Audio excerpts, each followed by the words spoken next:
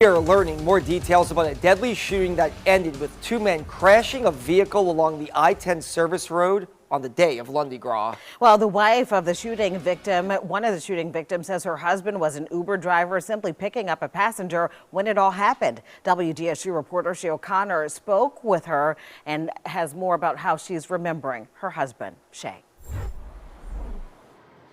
That's absolutely correct, Gina and Travers. Now, Melissa Stiller tells me that her husband, Andrew Stiller, actually left their home Monday just hours before the shooting happened for a shift with Uber. She says she has no idea that that would be the last time that she would see her husband alive. As you can imagine, she has a lot of questions about just what happened on Monday. I realized it was like 6-ish, 6:30, and I hadn't heard from him. So call him. No answer. Called him again. I checked his location because I always checked his location when I was out there working. I looked to see if there was any accidents, and it showed a real-time view of the area with the whole road closed off. My husband's car is just sitting there. It would take hours before Melissa Stiller learned her husband was one of two men shot and killed inside a vehicle. NOPD shared what they knew with her. He had picked up this passenger. The passenger got into the car, and somebody on the outside of the car just started spraying it with bullets. NOPD says Stiller and 21-year-old Janelle Hampton were inside of a vehicle along North I-10 Service Road in Bundy when shots were fired, causing the vehicle they were inside of to break through a gate and into oncoming traffic on the interstate near the Reed exit. The Dodge crashed into a white Nissan.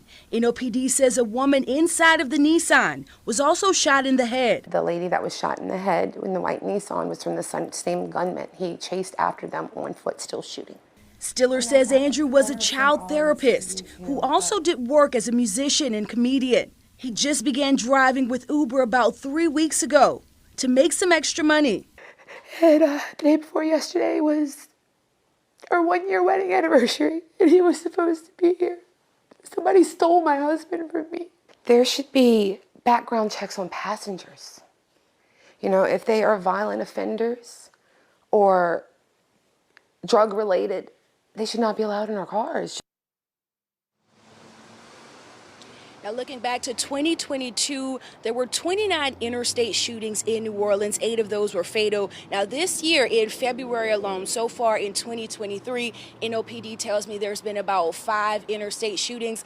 This one has not been included because it started on I-10 in Bundy. So just when it comes to the woman who was shot on I-10 on Monday as well, NOPD has not pretty much told us what her condition is at this time. And of course, we will continue to keep you updated on the situation.